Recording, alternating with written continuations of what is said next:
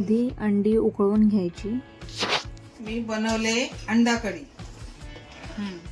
याच्यामध्ये कांदा, टमाटर, लाल मसाला, आलं लसूण, सुकं खोबऱ्याचं वाटप सर्व टाकले आणि अंडी अशी बॉईल करून घेतली।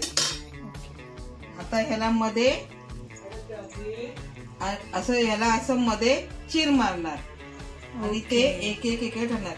याच्यामध्ये थोडस चिकन मसाला टाकलाय, जसं मग असं वाटणार की आपण चिकन खातोय। ओके।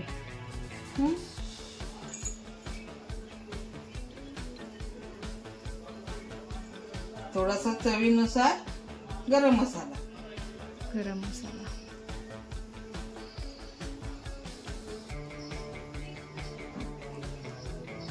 ही अशी झाली अंडा कढी। वाव। थोडस त्याच्यावरती अशी कोथिंबीर, गार्निशिंग साठी कोथिंबीर।